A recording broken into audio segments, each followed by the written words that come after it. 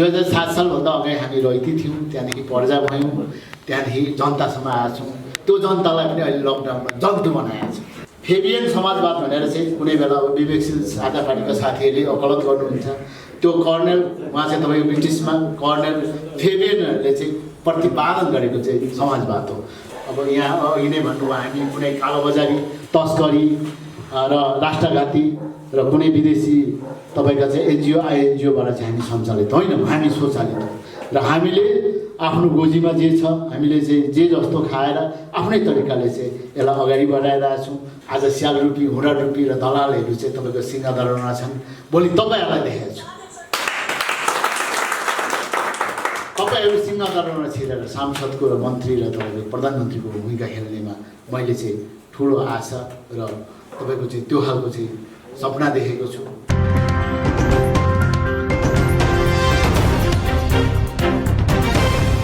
यहाँ तपाईँका राजनेताहरू, अन्तर्राष्ट्रिय नेताहरू तपाईँको चाहिँ त्यस्ता उसका बाबुबाजे नै चाहिँ तपाईँको चाहिँ प्रोफेसनल राजनीतिज्ञ अर्थात् प्रोफेसनल पोलिटिसियन थिएन र तिनका छोरा नाति पनि छैनन् अहिले पनि। त्यो बुसको चाहिँ होला, अरूको चाहिँ मैले देखेको त्यति यस्ता छन्।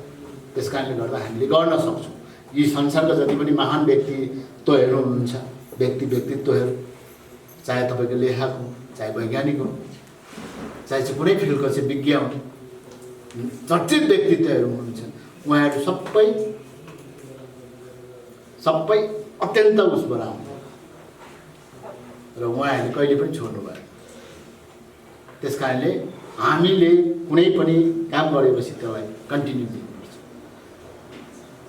जो बिचमा बिका हुन्छ त्यो सिद्धियो, जो टिका हुन्छ उसले निरन्तर दिन्छ, उनै रहने हो। र वारमा पनि अन्तिमसम्म रहनेले मात्रै जित्ने हो। यो सिद्धान्तमा हामीले अँगाल्नु पर्छ। अब त्यस्तै गरेर तपाईँको चाहिँ अर्को छ रिदम भन्छ। रिदम भने तपाईँ म्युजिकको सुन्नुभएको होला। यो रिदम चाहिँ छुट्टै हो। यसले के भन्छ भन्दाखेरि rise yourself to help mankind. अरूलाई मानवीय सेवा गरेर तपाईँ माथि उठ्नुहोस्, अगाडि बढ्नुहोस्। हरेक समस्याहरूको तपाईँले चाहिँ उहाँहरूसँग बसेर समाधान गर्ने चाहिँ आइडियाहरू अथवा सहयोग प्रत्यक्ष अप्रत्यक्ष पनि तपाईँले गर्नुपर्ने हुन्छ। मानवीय सहयोग गरेको खण्डमा तपाईँलाई उहाँले रिटर्न डबल आउँछ। त्यस कारणले गर्दाखेरि रिदम भन्ने एउटा फर्मुलालाई पनि नबिर्सिनु होला। त्यस्तै गरेर अर्को फोकस। केमा फोकस गर्ने हो? फोकसको अत्यन्त आवश्यक छ। अब फोकस पनि त्यति भनेन। अब एफको मतलब फरसाइट भिजन, ओको मतलब organisation to set common goals, त्यस्तै गरेर सीको मतलब courage, don't or aim target give up भन्छ, डोन्ट गिभ अप भनिन्छ। त्यस्तै युको मतलब चाहिँ अन्डरस्ट्यान्डिङ, एसको मतलब seeding or services law of average भनेको छ। यसरी आएको छ। अरू कुरो अब मेन की अफ सक्सेस भनेको छ। यसमा चाहिँ के छ भने सबैभन्दा सुरुमा टाइमिङ हुनु पऱ्यो। एकदम टाइम टेबल, टाइमको बारेमा अघि पनि भन्नुभएको छ उहाँहरूले। त्यस्तै गरेर अब ट्रेनिङ अत्यन्त आवश्यक छ। तपाईँले 2 जना किन नहोस्, 4 जना किन नहोस्, तपाईँले सानैबाट स्टार्ट गर्नुहोस्। भोलि थोरै ठुलो तपाईँको चाहिँ क्षेत्रीय राष्ट्रिय रूपमा चाहिँ परिणत हुन सक्छ। त्यस्तै गरेर टकिङ पनि आवश्यक छ होइन। स्पिचहरूको आवश्यक छ। तपाईँको नबोलिकन हुँदैन, तर सत्य र तथ्यमा इमान्दारिताका साथ, धैर्यताका साथ, जिम्मेवारीका साथ चाहिँ तपाईँ कुरा गर्न सक्नुहुन्छ। अब टिचिङ पनि त्यतिकै आवश्यक छ। तपाईँले टिचिङ गर्नुपर्ने हुन्छ। यो पार्टीकै बारेमा पनि, यसको अवधारणाको बारेमा, यसको चाहिँ तपाईँको चाहिँ सिद्धान्तको बारेमा, दर्शनको बारेमा। त्यस्तै गरेर team, to build a team भन्छ। टु बिल्ड अ टिम, जुन टिम चाहिँ तपाईँ चाहिँ एउटा चाहिँ गर्नुहोस् होइन, जसले चाहिँ अब अघि मैले भने टिमको मतलब टुगेदर इज एचिभ मोर, यसरी आएको छ। अब तपाईँको अर्को चाहिँ तपाईँहरूलाई क्वेसन छ, तपाईँ कस्तो लिडर बन्ने? एउटा छ बत्ती, लाइट, जसले उज्यालो दिन्छ, अन्धकारलाई उज्यालो दिन्छ। अर्को भनेको तपाईँ श्रीखण्ड छ, जुन चाहिँ तपाईँको चाहिँ एउटा तपाईँको उसले अत्तरले तपाईँ मगमग बास हुनुहुन्छ। अर्को छ पारस, जहाँ चाहिँ फलम भोट्यो भने सुन भन्छ। अनि अन्तिममा छ कमल। तपाईँ यो चारमा कुन छान्नुहुन्छ? लाइट भन्नेहरू कतिजना हुनुहुन्छ? हात उठाउनुहोस्। लाइट जस्तो बत्तीले प्रकाश दिन्छ नि, त्यस्तो नेता भन्छु होइन। यो चाहिँ अत्यन्त आवश्यक छ। त्यो अनुसार नै हामीले आचरण व्यवहार गर्दै जाने। अब श्रीखण्ड जस्तो म चाहिँ सबैलाई चाहिँ बाँच्न दिन सकौँ भन्ने खालका गुण भएका नेताहरू पनि बन्न चाहने हुन्छ। कोही पारस, म कलमलाई सुन बनाउने खालको भन्ने खालको नै हुन्छ। र अर्को कमलकोटी, जसले चाहिँ सम्पूर्ण जुनसुकै किरा लिएर आओस् उसको चाहिँ तपाईँको घरमा राखेपछि उसले कमलकोटी नै गर्नुपर्छ। तपाईँ यो मध्य फुट भन्ने यो कुरा अब तपाईँहरू मनन गर्नु होला, कुनै बेला मलाई एन्सर दिनु कि मैले भन्नुपर्छ? सही नेतृत्व भन्दा कमलकोटी भन्नु। यस, अरू यसमा सहमत हुने तपाईँहरू?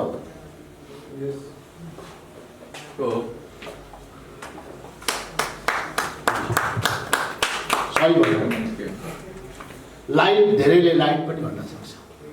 लाइट उसको पिँधमा, सूर्यमा मात्रै उसको केही हुँदैन, ऊ पुरै बलेको हुन्छ। तर बत्तीको पिँधमा चाहिँ अँधेरै हुन्छ। आफू नजलिकन उज्यालो हुन सक्दैन, सम्पूर्ण जलाउनु पर्यो नि होइन। त्यस्तै गरेर अब श्रीखण्ड बास्ना मात्रै दिने हो। उसले त्यो बास्नामा मात्रै मोहित गर्ने, उसले त्यो अनुसार अरूलाई ट्रान्सफर गर्ने। अब अर्को पारस, उसले फलमलाई मात्रै चाहिँ सुन बनाउँछ।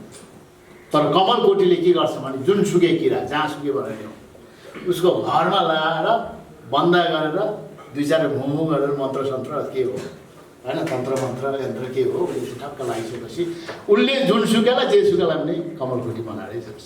त्यस कारणले सचेत नेपाली पार्टीका चाहिँ नेताहरूले जसलाई भेटायो, जसलाई छुयो, जसलाई भनौँ त्यसलाई सचेत नेपाली बनाउनु नभनौँ।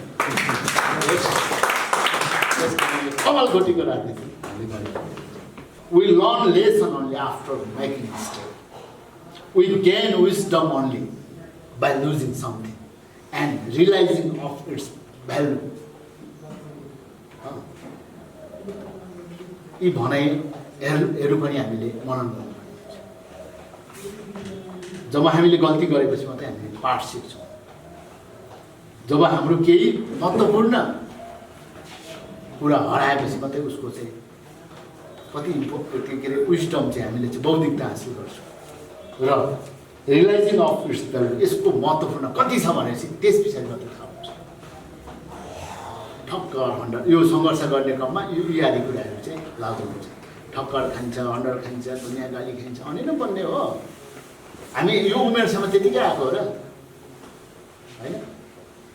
बाउ आमाकोदेखि दाजु भाइ दिदीहरूको कतिको गाली खाइयो, पिटाइ खाइयो, स्कुलमा सरहरूकोदेखि लिएर चाहिँ जागिरदेखि लिएर अथवा कुनै पनि पेसादेखि लिएर त्यस पछाडि हामी मेच्योर हुँदै आएको नि, त्यतिकै भएको होइन। त्यस कारणले गर्दाखेरि यसरी आउने हो। अब अर्को तपाईँको चाहिँ के भन्छ भने अघि पनि यसलाई मैले शब्द मात्रै भने politics is a opportunity of game भन्छ अघि अंशले भन्नुभयो। Today we lost time, then time will lost tomorrow भन्छ। हामीले टाइमलाई लस्ट आज गर्यौँ भनेदेखि, हामीले टाइमलाई व्यस्त गर्यौँ भनेदेखि हामीलाई टाइमले के काम गरेको छ, यो कुरा दोहोरिसकेको छ। त्यस्तै गरेर success people do not do different things but they do things different भनेको छ। अर्को के छ भन्दाखेरि no one may able to achieve perfection but they might try to be better. त्यति भने कसैले पनि तपाईँ पर्फेक्सन एकदमै चाहिँ ऊ खालको चाहिँ हामीले पाउँदैनौँ, तर हामीले बेटर राम्रो हुनको लागि मात्रै गर्ने हो, त्यो खालको कोसिस गर्ने हो। अब लिडरसिपको अर्थ के त वास्तवमा भन्दाखेरि अब शब्दकोशी अर्थमा नेतृत्व भनेको नेताको कार्य हो। यसमा अब तपाईँले टिप्नुपर्ने बुदाहरू छ, म सरसर्ती भन्न गइरहेको छु।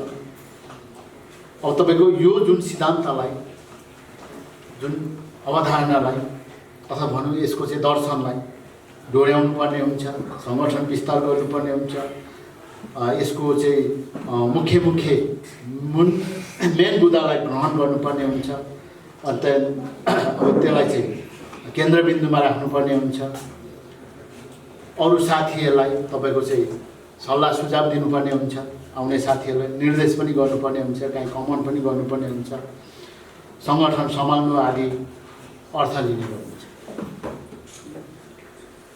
अपेक्षित प्राप्तिको लागि व्यक्ति समूहलाई समन्वय र अनुगमन गर्ने कला, the art of coordination and monitoring individual and group to achieve desires in project लाई नेतृत्व मान्दछ।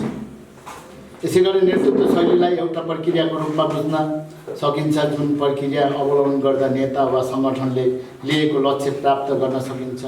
यसकारण नेतृत्वशिप भनेको समूहका अरू व्यक्तिहरूलाई आफूप्रति प्रभाव पार्ने, आफ्ना भनाइहरू कार्यान्वयन गराउने, आफ्नो दृष्टिकोण लागू गराउनेसम्म खुबीको रूपमा बुझ्नुपर्ने हुन्छ। लिडरसिप एउटा व्यवस्थापिका कार्यशैली हो जसले समूहलाई निश्चित उद्देश्य प्राप्ति गर्नमा प्रेरित गर्ने गर्दछ। लिडरसिप सङ्गठनात्मक व्यवहारको एउटा माग हो जहाँ सङ्गठनभित्र व्यक्ति र समूहको अध्ययन गरिन्छ। नेतृत्व त्यस्तो क्षमता हो जो व्यवस्थापिका अधिकार निहित रहेको हुन्छ। नेतृत्व नीति, नियम, निर्णय निर्माणको केन्द्रबिन्दु हो र निर्णय प्रक्रिया एक अभिन्न अंग लिडरसिपले जान्नुपर्ने कुरा हो। अब नेतृत्वमा हुनुपर्ने गुणहरू अघि के अरे साइकोलोजिस्ट सर हाम्रो चाहिँ प्रवक्ता सरले पनि भन्नुभयो, ओम सरले पनि। यसमा चाहिँ म सर र एकदम फास्ट तरिकाले भन्दै गइरहेको छु। नेतृत्वमा हुनुपर्ने गुणहरू धेरै तपाईँहरूले सुनेको छु, यो दोहोरिन पनि सक्छ। पहिलो कुरो सेल्फ कन्फिडेन्स हुनु पऱ्यो, आत्मविश्वास हुनु पऱ्यो, नम्रता स्वच्छता हुनु पऱ्यो, खोजमूलक हुनु पऱ्यो, गल्तीबाट सिक्ने र जोखिम मोल्ने र प्रयोग गर्ने खालको हुनु पऱ्यो। त्यो खालको नेता नेतृत्व हुनु पऱ्यो।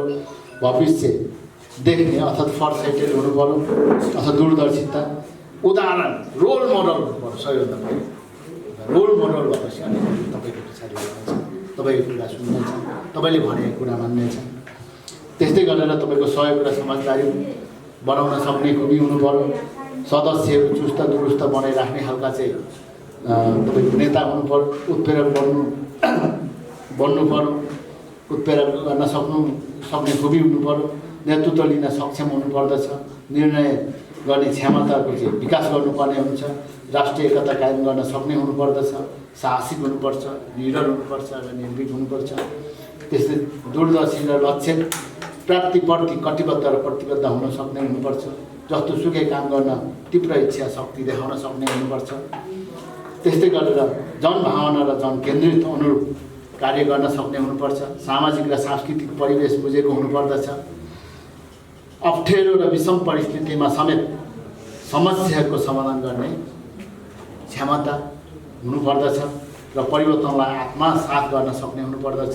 उच्च हौसला र प्रेरणा दिने खालको कायम गर्ने खालको हुनुपर्दछ र यसलाई सबैभन्दा ठुलो कुरो पार्टी भएपछि उत्पादकत्व र स्रोत र साधनको पहिचान र परिचालन गर्न सक्ने हुनुपर्दछ र जसले चाहिँ तपाईँको चाहिँ सङ्घर्ष, सङ्गठन, नेता, नेतृत्व यसरी जगाउने काम गर्दछ।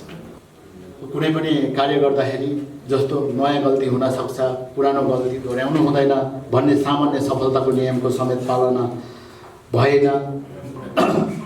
दूरी पार गर्न नसकेका राजनीतिक धावकले दौडिएर प्रतिस्पर्धालाई जबरजस्त लडाई आफू प्रथम हुने गलत राजनीतिक संस्कारकै निरन्तरता भयो। मेडिकल साइन्सको भाषामा भन्दा देश भेन्टिलेटरमा पुग्यो। राजनीतिक डाक्टरले दिएको प्रेस्क्रिप्सन र रोगका बिचमा तालमेल नै भएन। रोगको अपरेसन गरी दीर्घकालीन निदान गर्नुभन्दा पेन किलर चलाई तत्कालको समाधान खोजियो। त्यसैले केही हदसम्म दुखाइ र पीडा त कम भयो, तर कर्मशः अङ्गलाई ड्यामेज गर्दै जाँदा देश डायलोसिसबाट चल्दै आएको अनुमान गर्न सकिन्छ।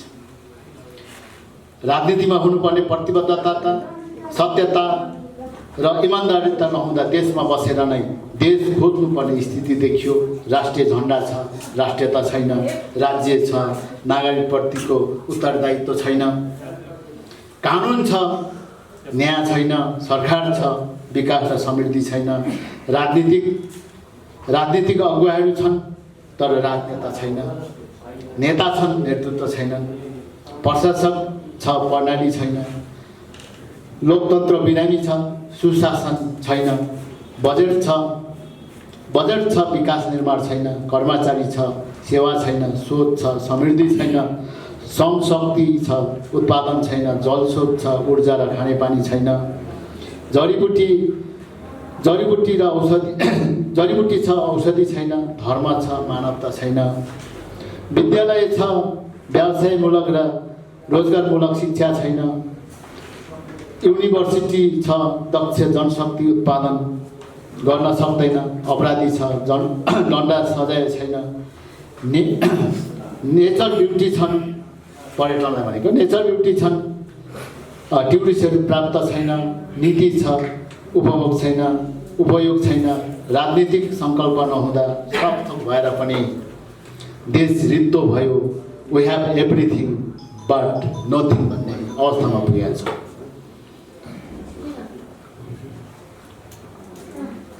यहाँ के देखिन्छ भने अधिकांश नेपालीको 95% आय स्रोत चाहिँ तपाईँको उपभोगमा सिद्धिएको देखिन्छ। त्यस कारणले गर्दाखेरि यो देशलाई चाहिँ झन् जर्जर र झन् आर्थिक रूपमा खस्किँदो रूपमा छ। अब यहाँ यतिसम्म देख्यो कि एक दिनको आन्दोलन अथवा बन्द हडतालले 1.8 अरब नोक्सान हुने देखिन्छ भने वर्षमा 27 अरबसम्म यस्ता खालका गतिविधिले गर्दाखेरि अब तपाईँको देश डुबाउनेमा अर्को के भयो भन्दाखेरि अहिलेसम्म देश विकास हुन नसकेको राणा शासनको अदूरदर्शीले 104 वर्ष तपाईँ खेर गयो, पञ्चायती व्यवस्थाको अदूरदर्शीले 30 वर्ष बेकार बित्यो, बहुदल व्यवस्थाले 30-31 वर्ष खेर जाँदा दुनियाँको नजरमा मुलुक दयनीय अवस्थामा पुग्यो भने यी आदि शासनको कारणले 170 वर्ष अर्थहीन रूपमा बितिसकेको छ, जबकि हाल विश्वका समृद्ध देशले यही समयमा विकासको फर्को मात्र मारेनन्, शिखर नै चुमे। चिनिया भनाइ अनुसार रुख रोप्ने उत्तम समय 20 वर्ष अगाडि हो, तर नेपालमा भविष्यमा फुल दिने रुख 20 वर्ष अगाडि त के आज 20औं शताब्दीपछि समेत अग्रसर छैनन्।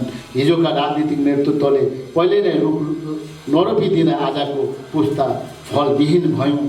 देशको भौतिक विकासको लागि अनिवार्य शर्त औद्योगिकरण र रोजगारी सिर्जना हो। सन् 2027 सालतिर पञ्चायत व्यवस्थाको मध्यन्तरतिर टेक्सटाइल, गार्मेन्ट र इलेक्ट्रोनिक्सका सामग्री निर्यात गरिरहेको सिङ्गापुरले सन् 1990मा आइपुग्दा बिस्कुट उत्पादन, लजिस्टिक र एकीकृत र सर्किट डिजाइन र एरोस्पेस इन्जिनियरिङमा व्यस्त हुन थाल्यो। तर नेपालमा चाहिँ उद्योग धन्दा, कल कारखाना र उत्पादनको विकास होइन, केही भएको उद्योग समेत ध्वस्त पारियो। वर्षेनी विदेशीले लाखौँको श्रम शक्तिलाई परिचालन गरी औद्योगिकरणको विकास गर्नुको साटो सीमित उद्योगलाई पनि बन्द गरेर विदेशी आयातलाई अघोषित रूपमा प्रोत्साहन गरियो र बाध्य पारियो। जनतालाई आत्मनिर्भरताको बदलामा सिङ्गापुरमा ली कुआन ल्यूले 30 वर्ष निरन्तर सरकारको नेतृत्व गर्न पाए।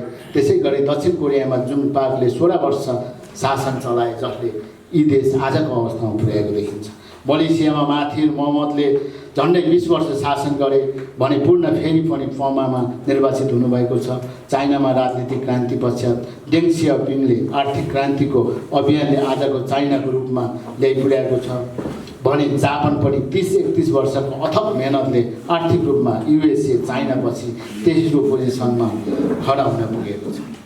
अब यहाँ तपाईँको किन यो चाहिँ नबन्नुको कारण अब तपाईँको धार्मिक सांस्कृतिक उल्झन, विभेद र असमानता, सामाजिक विभेद, वर्गीय असमानता, जातीय विभेद, लिङ्गीय विभेद, क्षेत्रीय सहितको राष्ट्रिय विभेद।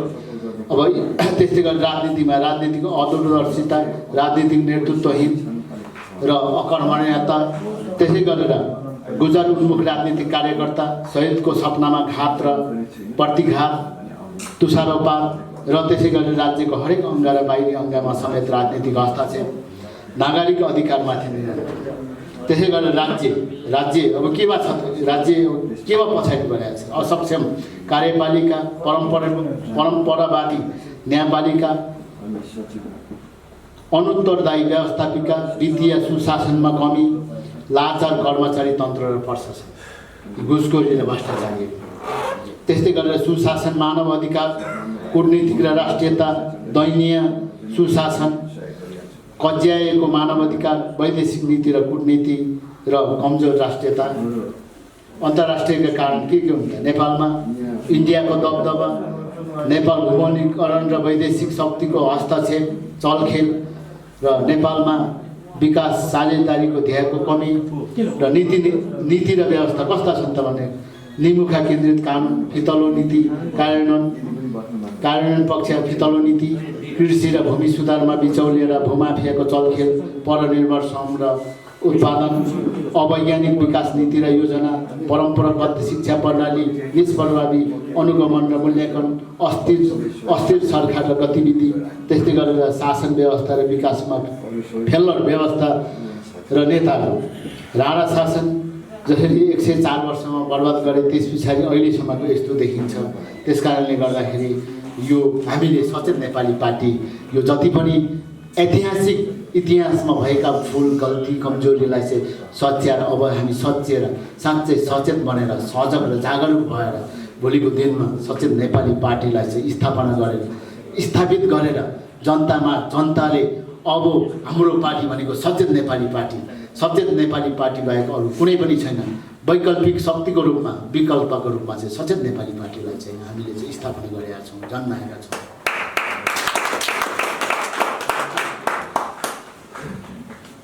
अब अन्त्यमा आर्थिक नीतिको कुरा आयो, मैले यसलाई पनि थोरै छोट्याउने कोसिस गरेको छु। भन्दै जाँदा त धेरै छ होइन, अब हामीसँग समय हुन्छ। अब आर्थिक नीतिमा चाहिँ तपाईँको के छ भन्दाखेरि यो 4 खम्बे अर्थनीति भनेको छ। यसमा के हुन्छ भन्दा निजी हुन्छ, साझेदारी हुन्छ, राष्ट्रिय र अन्तर्राष्ट्रिय हुन्छ। यी 4 खम्बे अर्थनीतिले मात्रै तपाईँको देशलाई बदल्न सकिन्छ, रूपान्तरण गर्न सकिन्छ, नागरिकको जीवनस्तर उठाउन सकिन्छ। 2007 सालभन्दा अगाडि हामी रैती थियौँ, त्यहाँदेखि पर्जा भयौँ, त्यहाँदेखि जनतासम्म आएका छौँ। त्यो जनतालाई पनि अहिले लकडाउनमा जग्दो बनाएको छ। लकडाउन अब हामी नागरिक बन्ने कि नबन्ने? नागरिक भनेको सिभिल राइट हुन्छ। सिभिल सँगसँगै सिभिल राइट आउँछ, कन्ज्युमर राइट्सको कुरा छ। यहाँ कुनै पनि वस्तु किन्नु भने कहाँ कसरी उत्पादन गरेछ, ल्याब टेस्ट गरेछ छ त छैन। त्यस कारणले नागरिक बन्नको अत्यन्त आवश्यक छ। त्यस कारणले हामी नागरिक भन्छौँ, जनतामा भन्ने। त्यस कारणले गर्दाखेरि त्यसको सँगसँगै समाजवाद त धेरै किसिमको समाजवाद छ नेपालमा। जस्तो श्रेणी समाजवाद छ, लोकतान्त्रिक समाजवाद छ, जस्तो काङ्ग्रेसहरूले प्रजातान्त्रिक अथवा पुँजीवादी समाजवाद भनेको छ। उहाँहरूको समाजवाद भनेको त्यही चाहिँ लुटेराहरू, ती चाहिँ भूमिपति पुँजी के अरे जमिनदारहरूको चाहिँ एउटा समाजको चाहिँ समाजवाद बनाएको छ। अब तपाईँको चाहिँ कम्युनिस्टहरूले वैज्ञानिक समाजवाद बनाएको छ। भौतिक द्वन्द्वका सिद्धान्त लिएका छन्, निषेधका निषेध भनेर सिद्धान्त लिएका छन्। त्यो समाजवाद केवल तपाईँको वैज्ञानिकहरूलाई मात्रै अथवा त्यो देशलाई हुनेहरूको मात्रै समाजवाद बनाएको छ। र अर्को तपाईँको चाहिँ फेबियन समाजवाद भनेर चाहिँ कुनै बेला अब विवेकशील साझा पार्टीका साथीहरूले वकालत गर्नुहुन्छ। त्यो कर्नेल उहाँ चाहिँ तपाईँको ब्रिटिसमा कर्नेल फेबियनहरूले चाहिँ प्रतिपादन गरेको चाहिँ समाजवाद हो। सुरुमा निस्केको भनेको चाहिँ तपाईँको चाहिँ सेन्ट साइमन, रोबर्ट ओवन, चार्ल्टिसहरूले निकाल्नु भएको थियो। त्यो युटोपियन सोसियलिजम हो। पछि पुर्दोहरूले निकाल्नु भयो।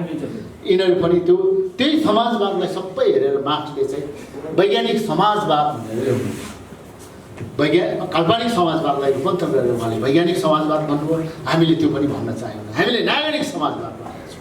समाजवादको अलिकति व्याख्या थोरै एकदम सर्टकटमा समाजवाद जहाँ तपाईँको उत्पादनसँग जोडिएको हुन्छ, श्रमसँग जोडिएको हुन्छ, उत्पादनका स्रोत र साधनसँग जोडिएको हुन्छ।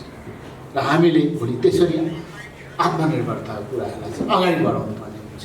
सामूहिक उत्पादन हो र समतामूलक वितरण, समतावाद छ त्योसँग मेल खाने। र अर्को भनेको के भनिन्छ भने समाजवादमा सरर भन्दाखेरि तपाईँको चाहिँ योग्यता अनुसार काम अनुसारको दाम भनिएको छ समाजवादले, त्यो भन्छ। अनि यो सबैलाई इन्डिकेट गरेर हामीले समाजवाद भनेको त्यो हो, समाजमा भएका रहेका जे जति समस्याहरू छन् तिनको निदान गर्ने विधि नै समाजवाद। हामीले अहिले नागरिक समाजवाद ल्याएको छौँ। अब यो बारेमा त उहाँहरूले अहिले हाम्रो अध्यक्षज्यूहरूले उपाध्यक्षज्यूहरूले राम्रो तरिकाले यो डिटेलमा भन्नुहुन्छ। मैले हल्का रूपमा तपाईँलाई चाहिँ एउटा कसैलाई पनि बुझाउँदाखेरि चाहिँ यो हल्का रूपमा भनेर मतलब एउटा फ्रेममा रहेर चाहिँ भनिदिँदाखेरि एकदम सर्टकटमा मैले भनेको छु।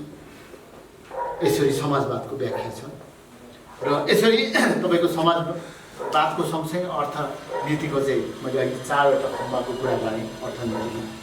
अब यो चाहिँ तपाईँको चाहिँ हामीले चाहिँ कसरी गरेका छौँ भन्दाखेरि तपाईँको अर्थनीतिमा अब त्यो आर्थिक अनुशासनको कुरा हेर्नुहुन्छ, नैतिक आचरण, सांस्कृतिक विचलन, आर्थिक विचलन, धेरै कुरा हुन्छन्।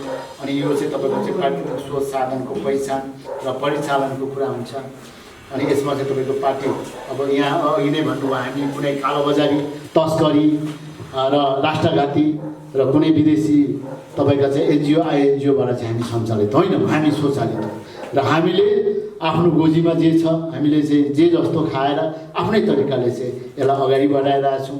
जस्तो जस्तो हामीले चन्दा लिएका छौँ सो इच्छाले अब जो चाहिँ सचेत छन्, जो कुनै पनि त्यस्तो खालको चाहिँ तपाईँको चाहिँ चलखेल गर्ने, भ्रष्टाचारी, तस्करी त्यस्ताहरूसँग हामीले माया छैनौँ। जो साँच्चै देशलाई माया गर्ने, राष्ट्रलाई माया गर्ने, देशप्रेमी त्यस्ता व्यक्तिले म के गर्छु भन्दाखेरि उसले 100 रुपियाँ नै किन नहुँदैन, उसले केही हजारै केही नदिउँ त्यसलाई पनि हामीले स्वीकार गरेका छौँ। त्यस्तै लेबी, दान, सहयोग, प्रचलित कानुन बमोजिम अर्थ सङ्कलन कार्यक्रमबाट सङ्कलन गरी पार्टीको कोषमा अथवा पार्टीको चाहिँ ब्याङ्क खातामा हामीले जम्मा गरेका छौँ। यो यहाँहरूलाई जानकारी नै छ। र पार्टीको विभिन्न कार्यक्रममा आवश्यकता अनुरूप खर्च गरिनेछ त्यो जुन कोषले। होइन त्यसै गरेर चाहिँ तपाईँको चाहिँ पार्टीको आय व्यय पारदर्शी र दुरुस्त त्यो अडिट गरेर हामी राख्नेछौँ। त्यो नगरेको खण्डमा अहिले भर्खरै निर्वाचन आयोगले चाहिँ लगभग 50वटा जति पार्टी होला कारबाहीमा परेर उसलाई चाहिँ तपाईँ खारेज गरिदिएको छ। अहिले त्यस्तै 41 अहिले अब 95 समथिङ पार्टी मात्रै छ। हिजोको दिनमा तपाईँको 350 जति चाहिँ पार्टी थियो, पछि घट्दै 200 कति भएको थियो। हामीले पार्टी तपाईँको चाहिँ त्यहाँ चाहिँ दर्ता गर्दाखेरि हाम्रो पार्टी सचेत नेपाली पार्टीको दर्ता नम्बर चाहिँ 161मा पर्छ। यसरी अहिले घटेर 95वटा उसमा आएको छ। तपाईँको निर्णयअनुसार तपाईँको यो चाहिँ के गरिन्छ, पारदर्शिता दुरुस्त र राखिनेछ। र निर्णय केन्द्रीय कमिटी अथवा विभिन्न चाहिँ इकाइ अथवा भनौँ न तपाईँको चाहिँ प्रदेश अथवा भनौँ तपाईँको चाहिँ जिल्ला, तपाईँको चाहिँ गाउँपालिका नगरपालिका इकाइ कमिटीले जुन चाहिँ सङ्कलन गर्नुभएको छ र त्यहाँका चाहिँ अब तपाईँको चाहिँ निर्णय गरे अनुसार नै मान्यता प्राप्त लेखा परीक्षकबाट चाहिँ हामी गराउनेछ र त्यसलाई पनि वेबसाइटमा हाल्नेछ। र यसरी चाहिँ आर्थिक नीतिलाई मैले डिटेलमा धेरै भन्न चाहिनँ किनभने हामीसँग समय कम छ। मैले निकै समय लिएको छु, यो मैले बुझ्नुपर्छ। त्यस कारणले यति भन्दै भोलिको लागि चाहिँ हामीले सचेत नेपालीमा साँच्चै एकबद्ध भएर कटिबद्ध भएर बलिदानी भावनाका साथ प्रतिबद्धताका साथ एकदमै अत्यन्त पेसेवर कान्ति जस्तो भएर चाहिँ हामी कान्तिकारी जस्तो भएर चाहिँ हामी लागौँ। हाम्रो जित निश्चित छ र त्यो जितको लागि जस्तो मैले यहाँहरूलाई देखाएको छु, यहाँहरू त जस्तो हाम्रो चुनाव चुन्दा सिङ्गा हो, सिङ्गादरमा त सिङ्गारूपी चाहिँ नेताहरू तपाईँहरू जस्तो हुनुपर्ने। आज स्यालरूपी हुँडारूपी र दलालहरू चाहिँ तपाईँको सिङ्गादरमा छन्। भोलि तपाईँहरूलाई देखाएको छु, तपाईँहरू सिङ्गादरमा छिरेर सांसदको र मन्त्री र तपाईँको प्रधानमन्त्रीको भूमिका खेल्नेमा मैले चाहिँ ठुलो आशा र तपाईँको चाहिँ त्यो खालको चाहिँ सपना देखेको छु। र त्यसको लागि यहाँहरू सबैलाई शुभकामना दिँदै मेरो भनाइहरू यहीँ टुङ्ग्याउन चाहन्छु। धन्यवाद। जय जननी, जय सचेत नेपाली।